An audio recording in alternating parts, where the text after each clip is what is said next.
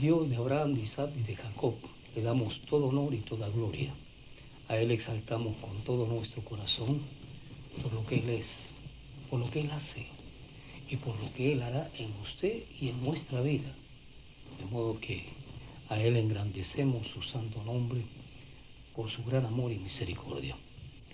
Estábamos hablando del apóstol Pedro, de esa relación estrecha que ahora tenía con Dios y que de una u otra forma Dios lo utilizaba para dar ánimo, aliento a aquellos hombres y mujeres que estaban en persecución constante por el gobernador Nerón en aquel entonces. Nerón era un corsario del enemigo, un hombre despiadado que había declarado completamente la guerra al pueblo cristiano, y por otra parte los judíos que no eran creyentes estaban constantemente acusando a los cristianos para que sean enviados a las hogueras, a los fosos de los leones y ser completamente destruidos, y muchos de ellos perdieron la vida. Esa es por una parte. Por otra parte, recordemos que Nerón empieza a gobernar después del año 47 aproximadamente después de Cristo, y el año 60 después de Cristo hubo un incendio en Roma, que esa fue la peor persecución que tuvo el pueblo cristiano por el hecho de que Nerón acusaba a los creyentes, a los hijos de Dios, a los cristianos en Jesucristo, los acusaba de haber incendiado Roma. Y era una situación muy difícil, muy compleja para el pueblo cristiano.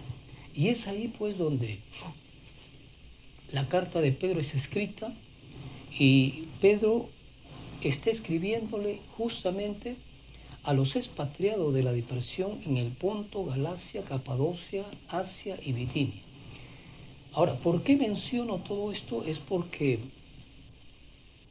entendamos que hoy día usted y yo no llevamos una vida en esa dirección. Llevamos una vida cristiana muy cómoda, muy tranquila. Cada uno de nosotros tiene sus problemas desde el punto de vista personales, familiares, sociales, pero no hay una persecución como lo existía en ese tiempo para los primeros cristianos del pueblo judío. Ahora, si nosotros hacemos un análisis, nosotros debemos comprender que Dios nos ha dado de su gracia, de su amor y de su poder, no para quedarnos quietos, no para quedarnos en casa y hacer de nuestra vida una vida cómoda, placentera, familiar, y de repente dentro del comercio, dentro del trabajo, realizar nuestras gestiones diarias desde el punto de vista comunes. Sin embargo, necesitamos entender que en este tiempo, el mundo de este tiempo era de Asia. La población más grande del mundo hoy está justamente en este continente asiático. El continente asiático aproximadamente tiene alrededor de 4.757 millones de habitantes aproximadamente. Y es el continente más grande y poblado del mundo, de la Tierra, con 44.600 millones de kilómetros cuadrados. Es un continente bastante grande, bastante amplio. Y cuando Pablo nos está hablando en el capítulo 1 de Primera de Pedro, nos está hablando que está escribiéndole la carta a los discípulos, a los expatriados de la dispersión en el Ponto, Galicia, Capadocia, Asia, Bitinia. Nos está hablando justamente de pueblos que están en el Asia Menor y en el Asia Central. Por ejemplo, Galacia es una antigua región de Asia, ¿no?, de lo que hoy llamamos Turquía. Hoy día es Turquía. El Ponto en la actualidad también es Turquía en la parte meridional del Mar Negro, como también Capadocia hoy es un lugar turístico. región declarada por como patrimonio de la humanidad por la UNESCO. Es una región aislada de Turquía. Y Asia, pues que hemos visto que son aproximadamente 44.600 millones de kilómetros cuadrados. Qué grande, ¿no? Qué grande este continente. Entonces, cuando nosotros estamos hablando en estos momentos de la dispersión del pueblo judío, estamos hablando de que ellos empezaron a ubicarse en diferentes regiones, diferentes países, cuyas costumbres de ellos tenían que cumplir y tenían que ejecutar, porque el pueblo judío se dispersó, ¿no?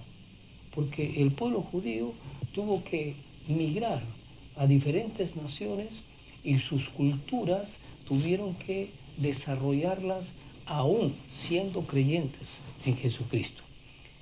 Y en esas costumbres, tanto los varones como las mujeres, como que empezaron a descuidar las normas y las reglas que Dios había ordenado.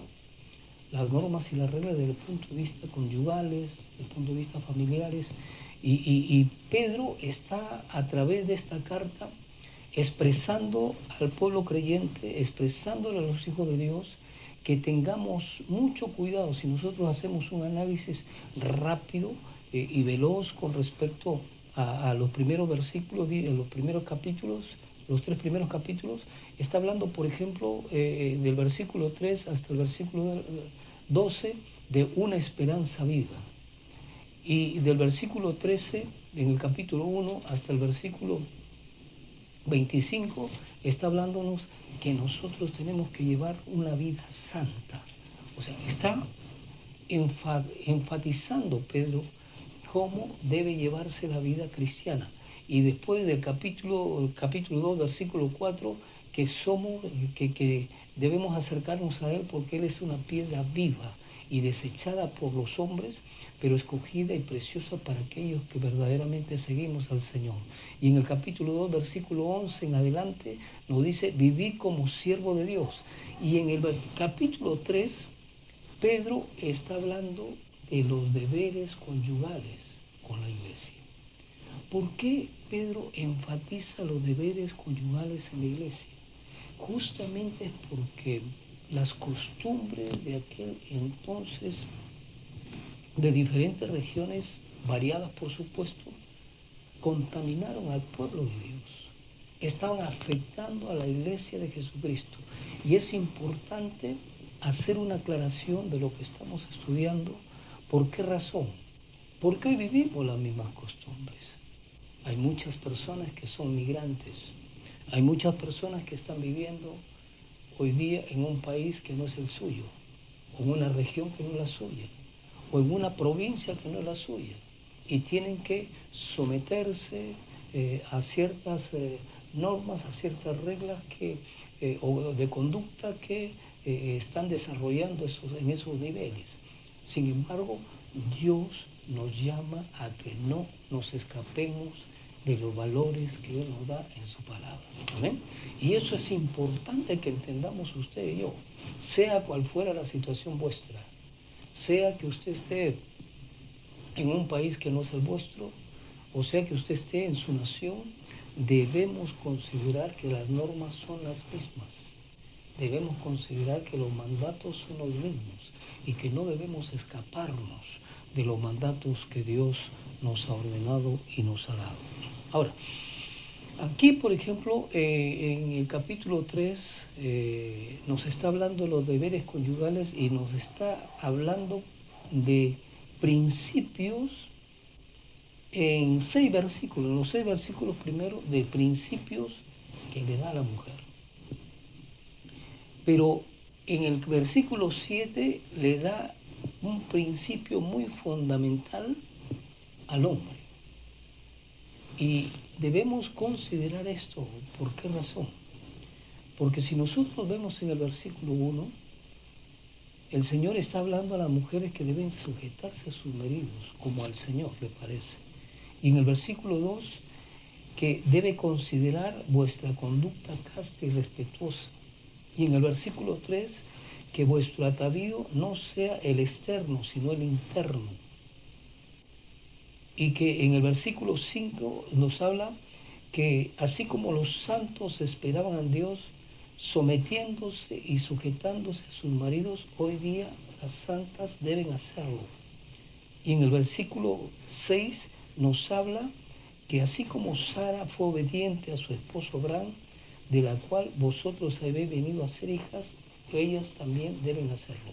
Aquí nos habla justamente, yo le animo que usted lo lea en su casa, porque está hablando de razones específicas para las damas, para ustedes las mujeres. Pero ese tema que estoy dictando no era enfatizar la responsabilidad de usted, la dama, sino la de nosotros, los maridos, la de nosotros, los varones. ¿Cuál es la responsabilidad que tenemos con respecto a la esposa? Y nos habla de una manera enfática. Si nosotros hacemos un análisis, vuelvo a repetir, que Dios está estableciendo algunos principios importantes para la mujer dentro del hogar y dentro de la familia, y lo está hablando en 6 versículos, al hombre se lo dan un versículo. Y como que nos dice el Señor que prestemos mucha atención en ese versículo, porque es importante que entendamos. Vuelvo a repetir, para entrar al tema en sí, vuelvo a repetir, recordemos que el pueblo judío había sido disperso, había sido expatriado, estaba en diferentes lugares, estaba en diferentes regiones, y Pedro está escribiendo a toda la iglesia del Señor dispersa, dividida en diferentes regiones. Y es necesario entender esto. ¿Por qué razón? Porque en medio de esa situación que vivían, en medio de esa incertidumbre que vivía el pueblo de Dios, Dios le llama al hombre que tenga mucho cuidado en el trato con su esposa. Veamos el versículo 7.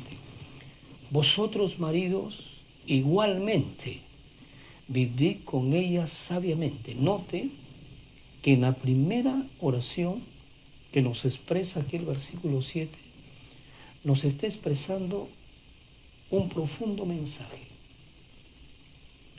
Está comparando, no está comparando las reglas y las normas que le da a la mujer como dama dentro del hogar y dentro de la familia, sino está diciéndole que así como esos 6 versículos anteriores con respecto a las demandas que le da la dama, en este versículo y en esta oración le dice al esposo igualmente, vosotros maridos, igualmente, vivid con ella sabiamente. ¿Qué significa esta frase? Vivir con ellas sabiamente. Vivir con ellas con inteligencia. Vivir con ellas con la razón y no con los sentimientos y las emociones.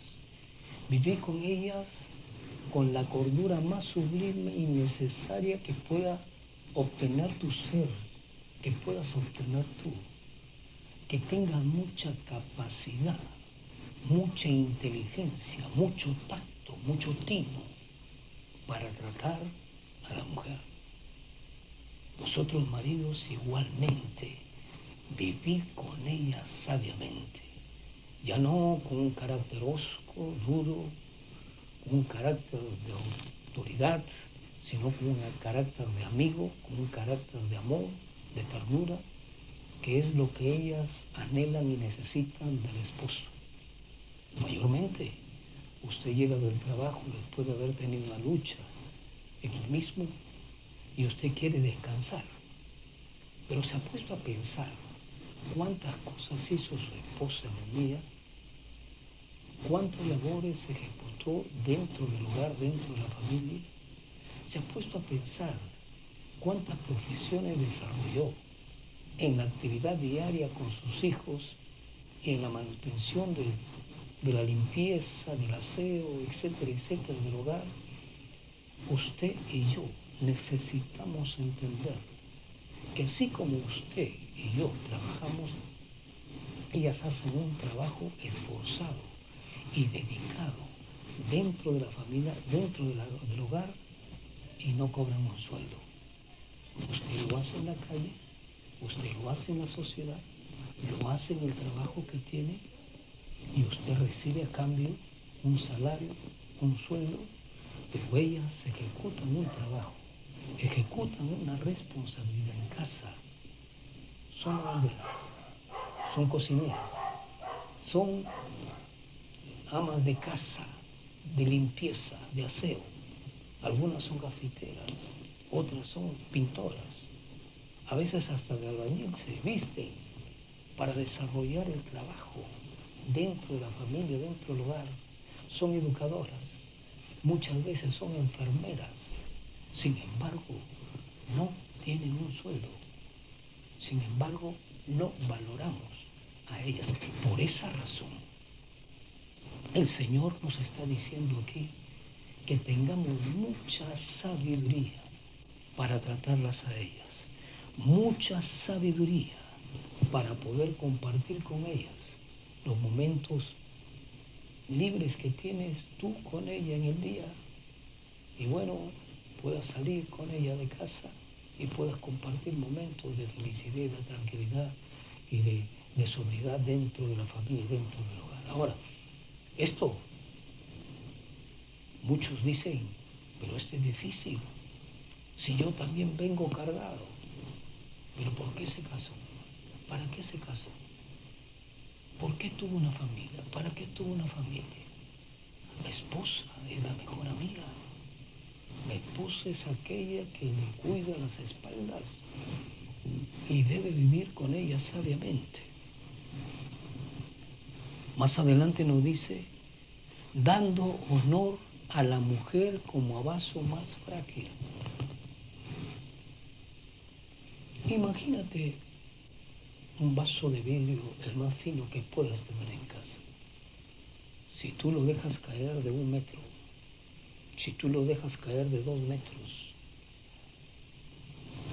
o de 2,5 metros, imagínate qué puede ocasionar esa caída y qué puede afectar a las personas que están alrededor con respecto a la caída. Ese objeto, ese vaso de vidrio, se hace añicos. Por eso Dios nos llama a nosotros los varones que vivamos sabiamente con ellas, porque ellas son muy sensibles, ellas son muy delicadas, sus sentimientos, sus emociones son demasiado débiles, demasiado delicados, que hay que tratarlo con mucha dulzura, con mucha destreza, con mucho amor, con mucha ternura. Pero no solamente eso, sino que nos dice la palabra del Señor más adelante, y como a coheredera de la gracia de la vida, y como a coheredera de la gracia de la vida. Cuando leí esta parte de la palabra, yo muchas veces me he preguntado, ¿qué es lo que Dios quiso decirnos a nosotros los varones? Algunos lo interpretan que el hombre también es coheredero de la gracia de la vida, pero aquí no está diciendo el varón. Aquí no le está diciendo al varón. Por eso es muy importante que entendamos. Dice, y vosotros maridos igualmente vivid con ella sabiamente, dando honor a la mujer como a vaso más frágil y como a coheredera de la gracia de la vida. Ellas son colaboradoras de la gracia de la vida. Usted como varón puso la semilla y ella lo recibió y empieza a germinar una vida, empieza a desarrollarse una vida. A usted, amado amigo, hermano, que de repente recién se ha casado y tiene su esposa que tiene 1, 2, 3 meses, 5 meses de embarazo, sepa usted que todo lo que percibe su esposa lo percibe ese bebé. Sepa usted que si ella está con cólera y enojo, ese bebé está alimentándose de esa cólera y ese enojo, de ese maltrato físico, emocional, psicológico, espiritual, etcétera, etcétera.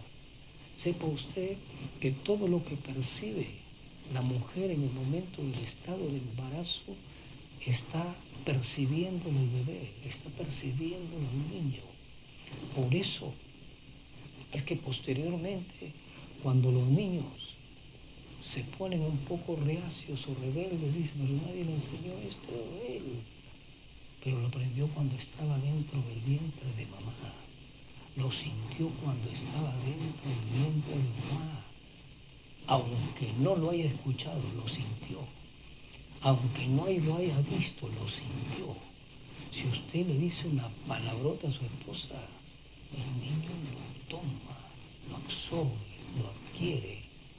Y eso va afectando el corazón del niño. Por eso es importante que entendamos que el Señor nos está diciendo aquí de una manera muy sustancial, dando honor a la mujer como a vaso más frágil y como a coheredera de la gracia de la vida. Dios le dio ese don. Nosotros los varones no podemos tenerlo, por más que quisiéramos.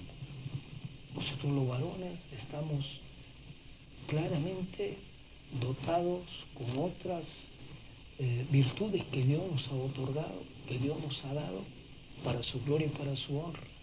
Pero ellas fueron claramente diseñadas para poder traer hijos al mundo y ser coherederas con el Señor de la gracia de la vida.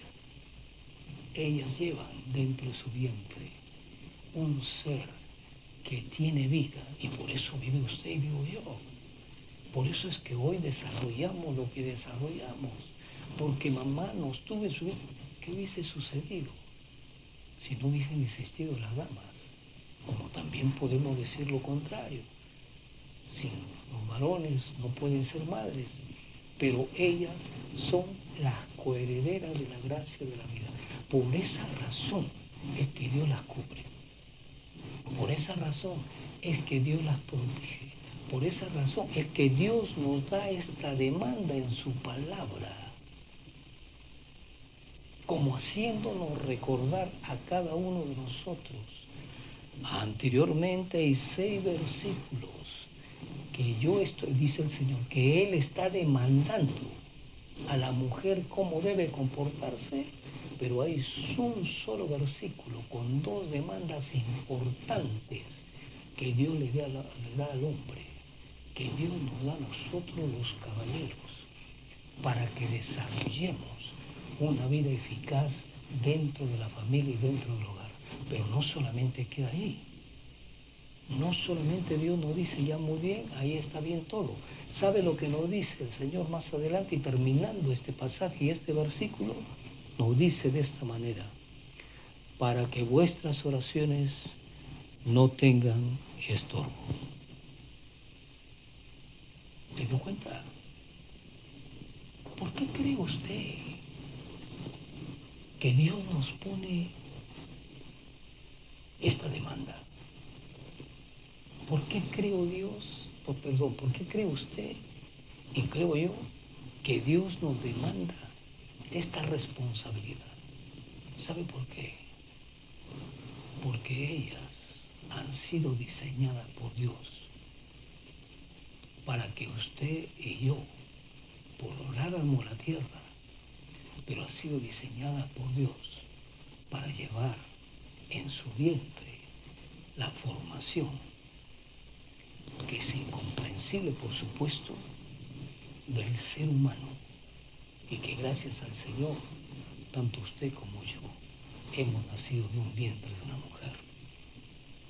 Y le damos las gracias al Señor porque Dios como que las está ubicando en un lugar muy especial, haciéndonos entender que si nosotros las maltratamos, que si nosotros las herimos, que si nosotros afectamos sus sentimientos y sus emociones, nosotros vamos a tener consecuencias. Y la primera consecuencia que vamos a tener es que nuestras oraciones delante de Dios no van a ser escuchadas. Quiero culminar con estas palabras.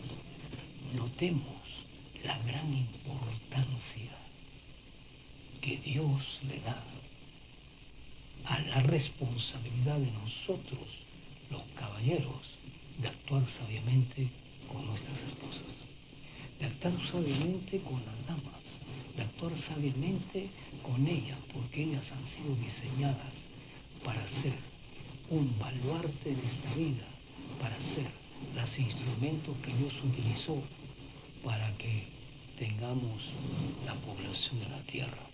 Dios nos ayude, Dios nos bendiga. Y quiero decirle a usted, si usted no está de acuerdo conmigo, bueno, eso es lo que entiendo yo de la palabra.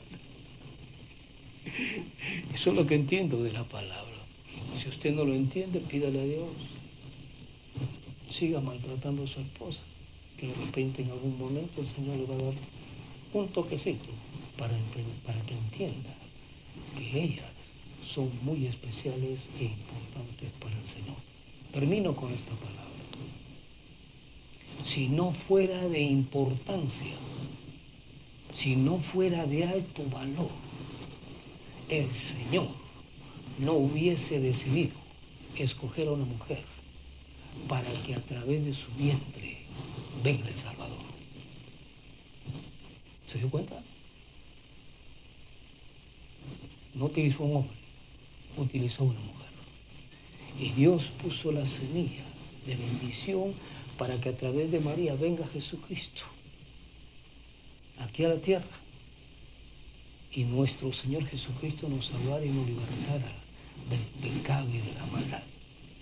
Si no tuviera la importancia que estamos compartiendo, entonces Dios hubiese elegido otra forma, otro método para traer al Salvador a la tierra. Dios me lo bendiga y hasta una próxima oportunidad.